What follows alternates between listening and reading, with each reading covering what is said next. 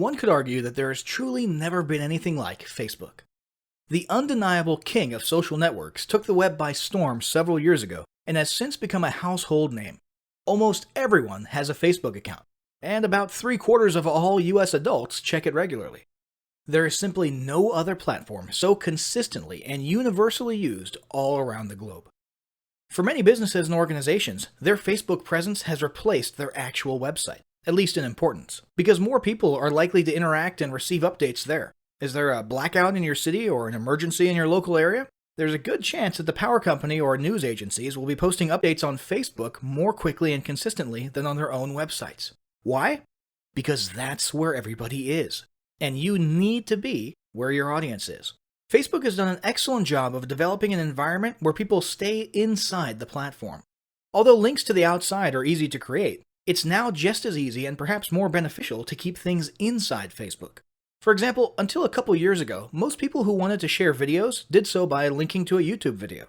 Today, however, Facebook has made it both quick and easy to upload videos within the platform, and has even made it the best option by allowing Facebook videos to autoplay as people are scrolling through their news feeds, making this option the most beneficial for people doing the sharing and the most pleasing for those doing the consuming.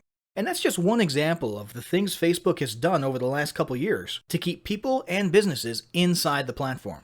The result? After years of this sort of structuring and positioning, Facebook users now actually feel more comfortable when they remain inside Facebook. People trust and feel safe with the Facebook interface, the color scheme, and the overall look and feel, and prefer to consume content inside of it. Hence the enormous success of Facebook native advertising. The point is, if you want to market your business or brand in the place where your audience spends most of their time, and in a context in which they feel most comfortable, and by the way, you do, then you need to be marketing on Facebook. To fully get the point across here, let's look at some more statistics that'll give you a fuller appreciation of Facebook's size, reach, and importance. Almost 40% of the entire world's online population is on Facebook. Of the remainder who don't use Facebook, half of them live with someone who does. There are currently almost 1.8 billion monthly active users, and that's growing by 500,000 new users per day. Almost 1.2 billion daily logins occur and 6 new profiles are created every second. More than 1 million hours of video viewing takes place on Facebook.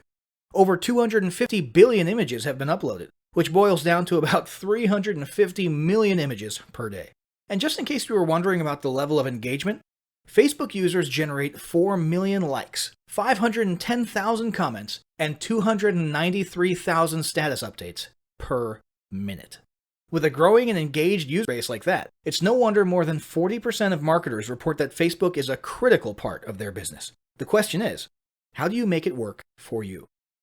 Now, a quick note on paid versus organic Facebook marketing. Ideally, a solid Facebook marketing strategy should include a solid mix of both of these. Organic marketing is an excellent and critical way to provide content and value, keep your audience engaged, gain brand exposure, grow loyal followers, and establish rapport. Paid ads are a great way to boost those efforts as well as to accomplish a variety of off-Facebook goals, such as website visitors, lead generation, and sales. Facebook's masterfully established native ad style has made paid ads even more effective than anyone could have imagined. That said, this guide will focus almost exclusively on organic marketing methods. If you're interested in how to get started with paid Facebook advertising, definitely check out our other guide on that topic. And now, without further ado, let's move on to the first step of any Facebook marketing endeavor: establishing goals.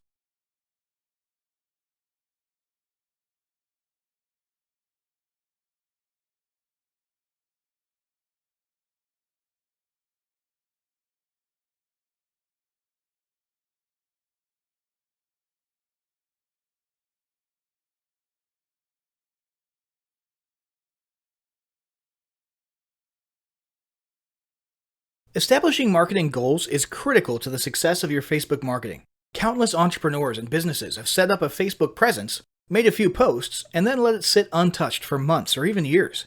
This is usually due to a lack or absence of goals.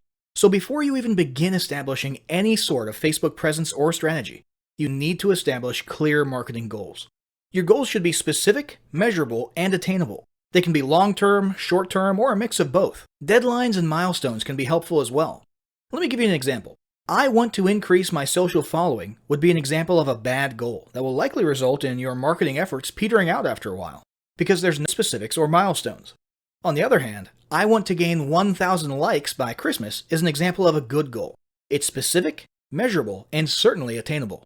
Below are some examples of the various goal categories you might be interested in for your business. First up, there's traffic to website, which usually means sales, leads, or content marketing. Probably one of the most popular goals of Facebook marketing is to funnel your Facebook traffic back to your own web properties. After all, most businesses don't do business on Facebook. You're leveraging Facebook to obtain traffic and convert that traffic into brand followers, leads, prospects, and customers. So maybe your goal is to get people to a landing page with a free offer where they can subscribe to your list and become a lead. Maybe they're being sent to a sales page or an e-commerce store.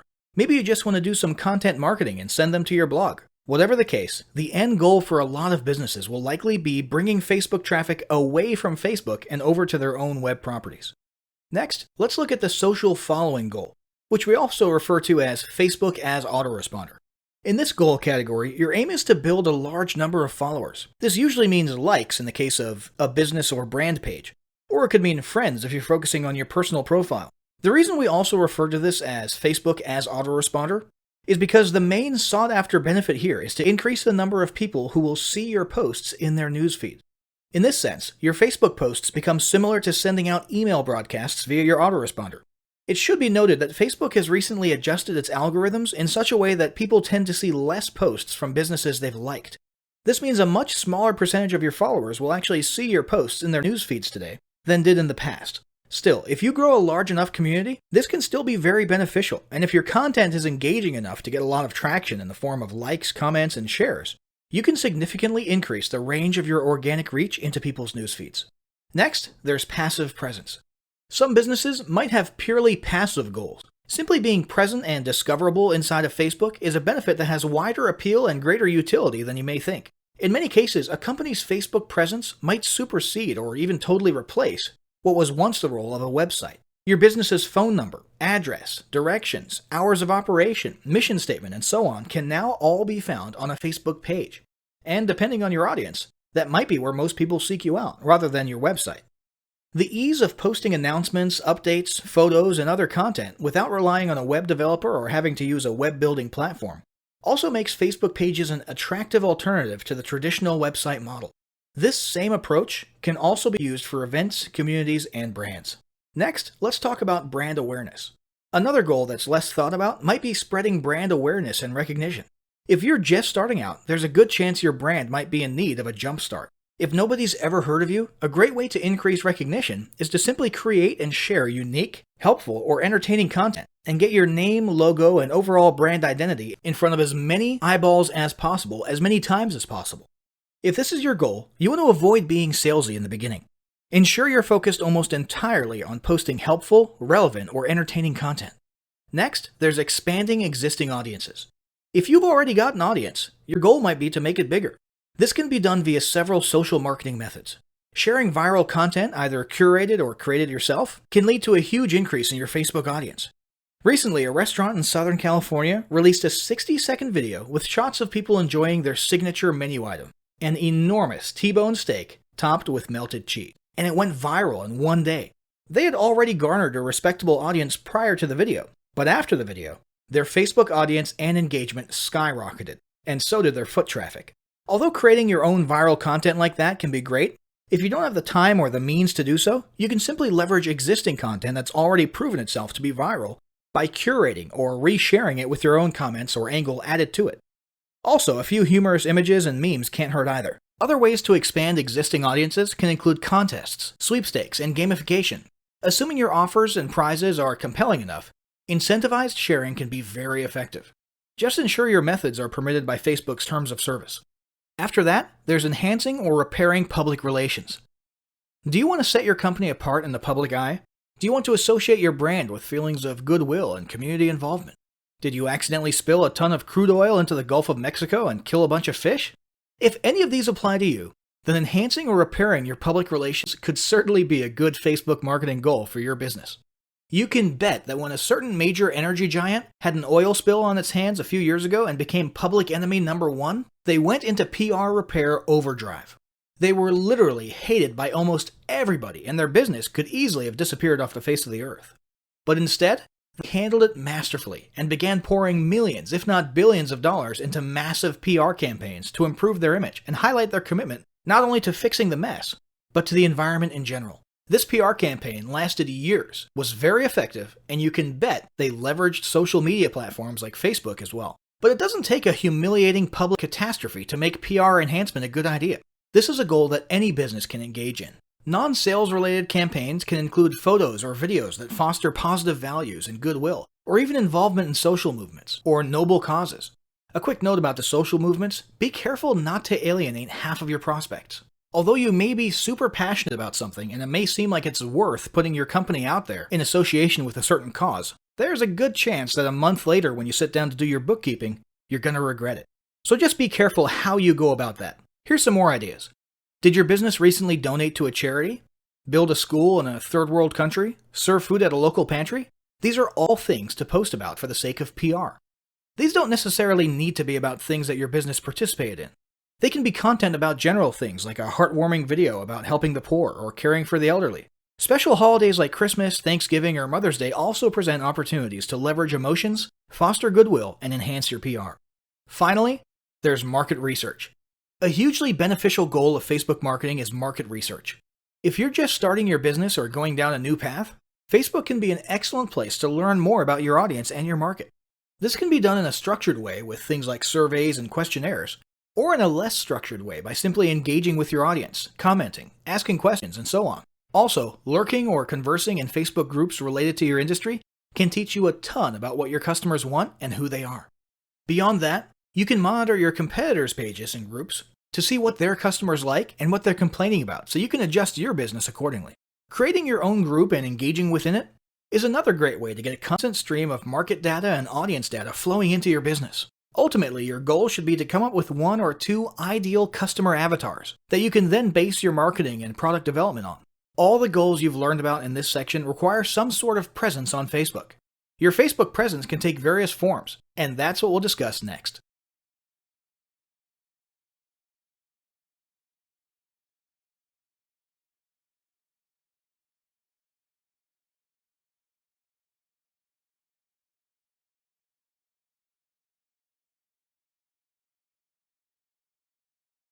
In order to reach your audience, gain followers, conduct market research, or accomplish any goals at all, you'll need to establish a presence on Facebook. What sort of presence you create will depend largely on what you hope to accomplish. But the most common first step is usually to create a page, often called fan pages. There are several types of pages to create. These include local business or place, company, organization, or institution, brand or product, artist, band, or public figure, entertainment, and cause or community. Pages are different from profiles for a few important reasons. Your profile is traditionally meant for connecting with friends and family and not for business. Your page, on the other hand, is geared towards raising brand awareness or promoting your business or cause. With pages, you can run paid advertisements, create special offers, analyze data and reports, gain likes and followers, and much more. Pages should be understood as a social avenue for you to build your relationships with prospects, customers, and clients. Finally, business pages are kept completely separate from your personal profile and bear no public connection to you unless you choose to reveal such a connection. Let's talk about building your pages. When you first start the page creation process, and you can simply go to facebook.com/pages/create, you'll be prompted to choose one of the page types listed above. This should be relatively obvious. There is some disagreement about whether online businesses should choose company/organization or brand/product. In most cases, for online businesses, it's the latter, but it entirely depends on your business. It won't make a huge difference in your page functionality though, so don't agonize over the decision too much. Once you've chosen a page type, you'll have a drop-down menu where you'll need to choose an industry or category. If you're unsure which category applies best, don't worry, you can change it later. Then you'll be asked to input a business or product name and hit submit. When you first arrive at your new page, it'll be a little barren, but Facebook has made it very easy to start fleshing it out. The first thing you'll want to do is write a short description of what your page is about. Facebook only allows 155 characters, so you'll want to not only get the main points in just a couple sentences, but you'll also want to make sure you include any critical keywords that you want to be found for when people do searches. Keep in mind, SEO is still important for Facebook. both for its internal search as well as your Facebook page ranking in search engines like Google. Consider using Google's Keyword Planner tool to determine the best exact keywords to use in your description. Speaking of being findable, you'll also want to assign a unique username to your page. What this does is create an easy-to-remember unique URL for your page, so you don't have a long, impersonal, alphanumeric URL. In the end, you should end up with something along the lines of facebook.com/yourbusinessname. But this will be subject to availability, and you may have to use something slightly different from your actual business name if it's already taken. For example, if facebook.com/Tom's Tomato Shack is already taken, you might have to stick a number 2 at the end of it, or settle for Tom's Tomatoes or something. Don't worry about this too much. It's not like you're choosing an important domain name or trademark. It's purely meant to make it slightly easier for you to put your page URL on a business card, or to make links for your page look more friendly. Next, you'll want to add your website. From the options on the right-hand side of your page, click Add a Website and enter your main website address, or depending on your goal, a specific landing page URL. After that, it's a good idea to add a second admin to your page. Even if you're the sole owner and employee of your business, you should still do it. This way, if your page or profile gets hacked, and that does happen, or if you get locked out of your profile for any reason at all, you'll at least have someone else who can try to access the page and do what needs to be done. This is a security precaution, so it doesn't matter who it is, and they don't literally need to ever be an actual admin. Heck, this could be your grandma if you want. After that, you'll want to like your own page, so you'll now be following it via your personal profile, and you'll want to make sure you turn on notifications.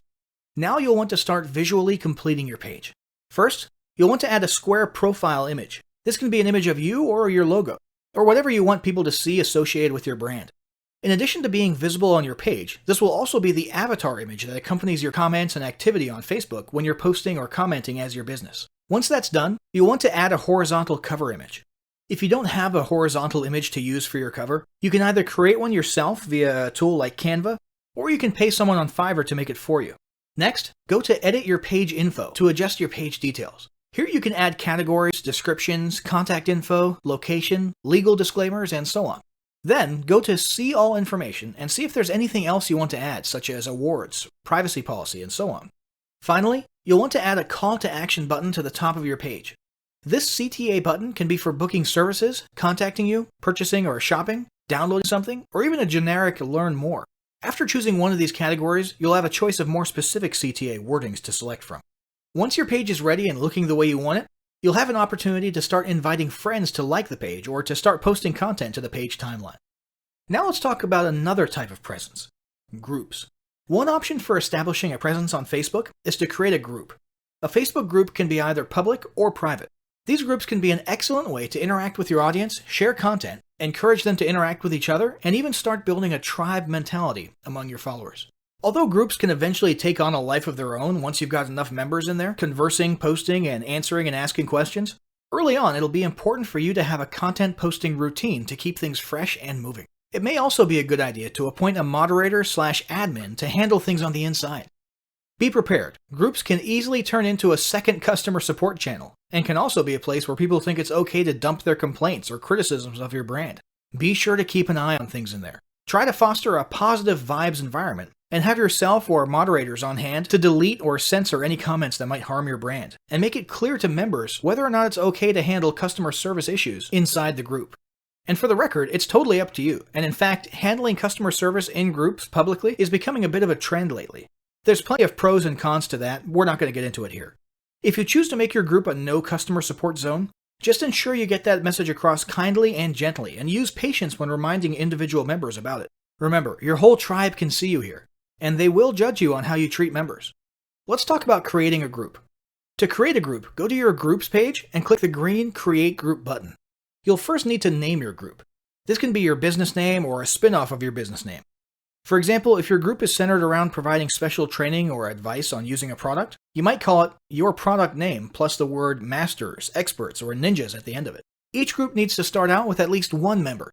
So you can either add several members right there from the beginning, or you can just add yourself for the time being and move on. The final selection is your group's privacy status: closed, public, or secret. Secret means it's not even searchable or discoverable.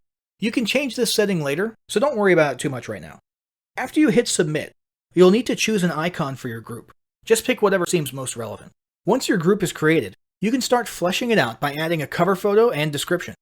The same guidance for business page descriptions above applies here more or less. Keep it short, clear, and include important keywords. As for the cover photo, make it horizontal and consider using Canva to create your image or hiring someone on Fiverr to make a nice image. Finally, there's the personal profile. It's true that Facebook has terms that prohibit using your personal profile for explicit business purposes. However, that does not prevent you from leveraging your personal profile in exactly the way social profiles were meant to be used: networking. Make it clear what it is you do and what services you provide. Make yourself findable via search. Join relevant groups. Contribute to discussions. Introduce yourself and rub elbows as much as possible. In this sense, your personal profile can be an incredible resource for marketing and potentially even more powerful than your business page. So, once you've established the sort of presence you've determined you need, you'll want to start posting content. After all, that's what this whole endeavor has been about, and it's what we'll cover in the next chapter.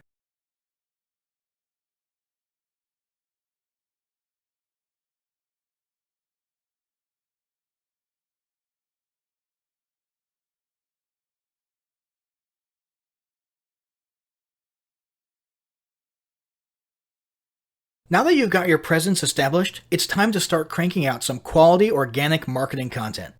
Let's look at some of the types of content you can create, curate, and leverage in your Facebook marketing. First, let's talk about basic posts. So much emphasis has been placed on visual media like photos, memes, and videos in recent years that many people have forgotten the power of good old-fashioned text. A basic textual post can accomplish a lot, and in fact, can actually stand out a lot in today's news feeds that are often filled with non-stop cliché viral images and videos. A standard textual post can be an excellent pattern interrupt in these cases. A textual post, whether it be from your personal profile, a business page, or a group, can be about anything you want. It might be a piece of content in and of itself, like an informative blog post. It could be a link back to some other content elsewhere, such as your blog or website or your YouTube channel. Other great ideas for content are questions, stories, and jokes. These can be great for boosting engagement and getting conversations started. A newer feature worth mentioning is the ability to make your textual posts appear as bold text on a large colored background. This is an awesome attention-grabbing feature that's definitely worth trying for short messages. There's only room for 2 or 3 sentences. Finally, a poll is a great way to boost engagement in your textual posts as well. Asking questions is already something that boosts engagement, and people love voting on things. So naturally, when you pair the two together, you're likely to get some great social traction. Here's a quick hint. For polls, always say something like, "Tell us why" in the comments below, so people can talk about their opinions and get some conversations and extra engagement going. Next up, there's image posts and memes. It's been almost a decade, and we're still seeing images of Boromir from Lord of the Rings looking at us in our news feeds, and telling us about how one does not simply this, or one does not simply that. Why? Because it gets people's attention, gets your point across, and usually still results in a few likes, shares, or comments. Whether it's Sean Bean as Boromir saying one does not simply run Facebook ads without using a tracking pixel, or the Dos Equis guy sipping on a beer and saying, "I don't usually try to lose 5 pounds in 1 week, but when I do, I use high-intensity interval training." The fact is, memes work, in almost any niche. In fact, it's precisely their goofy and ironic application to unexpected niches that causes them to be so funny and get a rise out of people. So it's settled. If you can find a few minutes per week to make a funny meme for your niche, it's definitely worth your time. But it's not just about memes. Other types of images can be beneficial as well. If you're working an authority angle, try posting images of you on stage at events. If you're promoting a free report or a free digital offer, you can use an image of the e-cover itself or even a generic stock image that you can find on the cheap at Adobe Stock. Make sure the images are relevant to your offer and audience. So if you're targeting restaurant owners, a smiling business owner standing outside of their restaurant might work. If you're doing a weight loss product, a stock photo of a woman stretching or a man running might be the ticket. If you're selling physical products, use an image of the product itself or of a person using the product. And remember, these are organic posts, not paid ads. So you're not bound by some of Facebook's restrictions like the text-to-image space ratio, and so on. Although there still are some terms of service that apply to all content, so be sure you familiarize yourself with those. Next up, there's videos. The uncontested king of engaging content. This still hasn't changed. In fact, if anything, it's becoming even more of a norm than ever. If you're not using videos in your Facebook marketing, you're missing out big time. While it used to be common to use YouTube for hosting your videos and simply embed or link them on Facebook, in recent years, Facebook has started to beef up their own video hosting functionality. Today, Facebook is giving YouTube a run for its money, and many people are now beginning to lean towards Facebook as their primary video sharing venue. This is beneficial not only to Facebook, but also to marketers because Facebook has made its videos super engaging by making them autoplay with no sound while people are scrolling or swiping past them in their news feeds. This results in a ton of views and engagement. So, video content is a must. But what types of video content should you be incorporating into your marketing? There are several options. There's regular vlogs, talking head videos, selfie videos, screen capture videos, instructions, tutorials, tips and tricks, funny videos, motivational videos, animated explainer videos, short advertisement videos, inspirational videos, slideshow videos. The list goes on and on. Any way you're able to convey content or messages via videos is great. More recently, Facebook has introduced live streaming videos.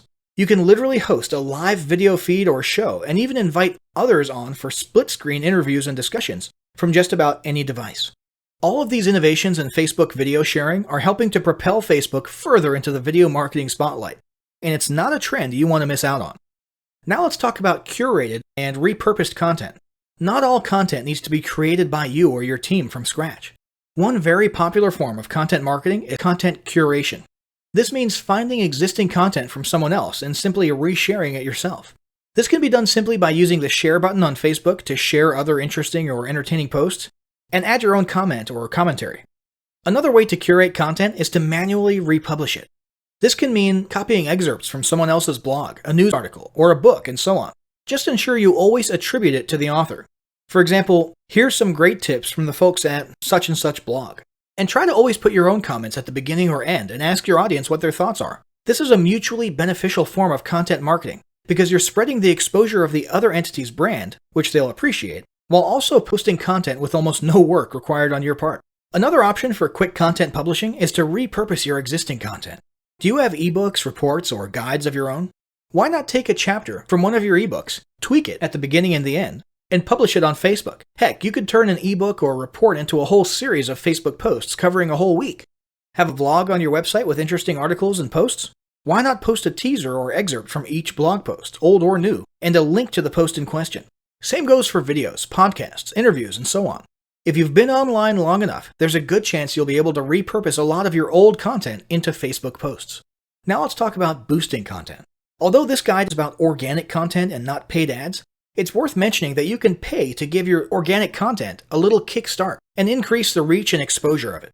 You can do this by choosing any organic post of yours and clicking the Boost Post button. This will open a new screen where you essentially turn your post into a paid ad for a limited amount of time. You can set a budget, choose an audience, and many of the other settings you'd usually apply to creating a paid ad. This will get your post in front of many eyes that otherwise would not have seen it in their news feeds. Be advised, when you use this method, your post technically becomes a Facebook ad and will then be subject to Facebook ad guidelines that most organic content is not subject to. So if you have an image in your Facebook post and the image is almost completely text or has a very large text-to-image ratio, there's a pretty good chance it's not going to be a good fit as a boosted post. Now let's talk about content planning. Planning out your Facebook marketing strategy is super important. The last thing you want is for your Facebook presence to turn into one of those where you set up a page, post a few things, and then becomes lifeless for months at a time. This happens a lot. When people see this, you instantly lose credibility. And that's why it's important for your team to have a robust content posting schedule and strategy. Ideally, you should be posting something almost every day at least. However, this need not always be content designed from scratch. Instead, you can set aside 2 days of the week that are for original, created from scratch posts or videos, while all the other days in between only require a reshared post from elsewhere or a quick meme or image. Set aside another day of each week for a video post and maybe another day for a community poll. If you have a regularly updated blog or YouTube channel, you can also simply add a new step to your blog posting or YouTube uploading workflow, in which after each post or upload, a link to the new content should be shared and teased on Facebook. There are a number of ways to easily incorporate daily Facebook posting into your weekly routine. It would also be a good idea to establish a daily or at least weekly routine for you or a team member to go through all your posts and reply or interact with your audience if they commented or asked questions. Finally, let's talk about tools, services, and help. Maintaining a regular and active Facebook presence can be a little difficult if your business is already busy as it is. If it becomes too overwhelming, there are several options for lightening the load, or at least making it easier to manage. First off, there's tools like Hootsuite and OnlyWire that make social media posting, scheduling, and planning much easier.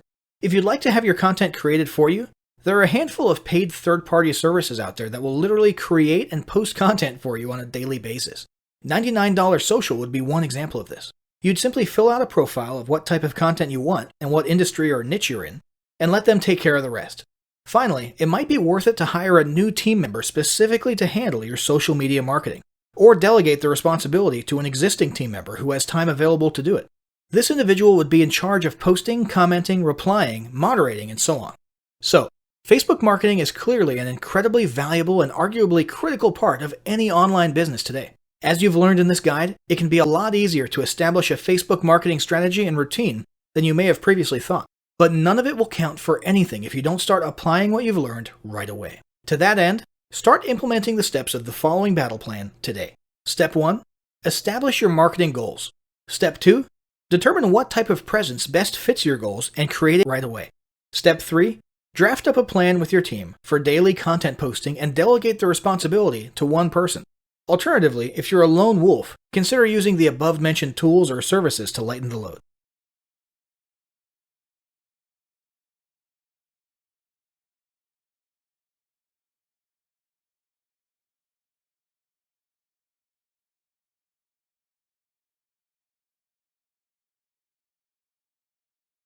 Alright guys, I'm going to give you a quick tutorial on how to rebrand these Viking PLR packs if you so choose. We're going to start with the PowerPoint slides for the videos. So the videos, we've been very careful to make sure that there's no branding or no mention of Viking in the audio. So you can actually continue to use the audio track if you prefer, and simply remove the visual Viking branding. The easiest way to do that is going to be to come to each image. There's 3 Viking images in each slide presentation, and what you'll do is you'll right click, you'll come over here to change picture, choose from a file, and I'll just grab a random image here. Easy as that. You would do the same thing here and here, and if you did want to change the voiceover, all you'd have to do is you would actually have to delete this sound file here. You'd have to insert a new one, which would be here, audio on my PC, and you can grab any audio file that you choose. Once you do grab an audio file, you're going to want to set it to play in background, and all of these settings will default to their appropriate settings with the exception of one. You'll want to uncheck loop until stopped. Okay. Now, since there will be a difference between our audio and your audio in terms of the timing of the various bullet points and everything, you're going to want to rehearse timings if you change the audio. Same thing goes for if you add bullets or any other content to the slideshow.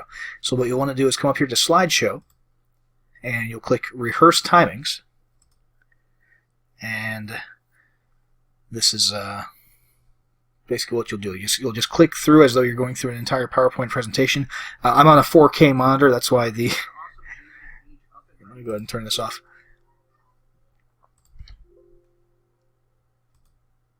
Yeah, sorry. So I was on a 4K monitor, so that's why it looked all zoomed in there. But basically, you would just proceed as though you were doing any other PowerPoint presentation and clicking at the right times in synchronization with your audio. And once you've done that, at the end there, when it says, do you want to save the timings, you hit yes. And from that point forward, when it renders a video, everything will be in sync. Okay, so we've covered how to change the images, remove all the Viking branding, how to change the audio. The last thing left to do in order to make these into a video would be to come over to File, and you're just going to come to Export, Create Video. Make sure this is set to use recorded timings and narrations. Those are the ones that you just set up. It should be set that way by default, and to choose your presentation quality. There's no reason not to do full HD these days. And create video, and that'll render, over the course of a few minutes, an MP4 video file of this presentation. And let's see if I missed anything here. Nope, I think that's about it for the PowerPoint slides. Let's move over to the the Viking bonus creation Word documents. So what I'm about to say applies to the reports as well as to the full ebooks. And really, it's actually very similar to PowerPoint, except for one thing I'll mention at the beginning is this background. It's here for stylistic reasons. It looks kind of cool and slick, but I understand a lot of people might not like that. So what you'll want to do When you first open the document, everything will look kind of gray and hazy here. And that's because that background image is actually in the header. And it is, as far as Microsoft Word is concerned, it's layered in front of the text. So step 1 is going to be to double-click in the header area. Step 2, click one more time, and you're actually going to select this background image. Okay? You'll see these little dots up here in the corners and on the sides. That's how you can resize this. If you want to keep this background and you just want to get rid of it temporarily while you edit and change things so you can see a little more clearly, that's all you do. You just drag it to the side, and then remember to drag it back over before you finally render or export your document. And if you want to just delete it, that's fine. Just hit delete and you get rid of that. If you want to switch to a white background, we'll just come over to Design up here, Page Color, change the page color to white, and what you'll see is that Microsoft Word, let me close out of the header mode actually. There we go. Microsoft Word, when you change the background to white, automatically changes the white text to black. Okay? Let's see here. Same rules apply here for changing the picture. Change picture from file. You can choose any picture that you'd like. You would want to go into the footer area. I'm going to go ahead and change the page color back to black.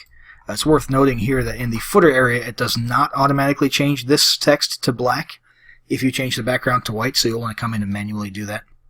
Just up here under Home, and you can obviously change colors up here.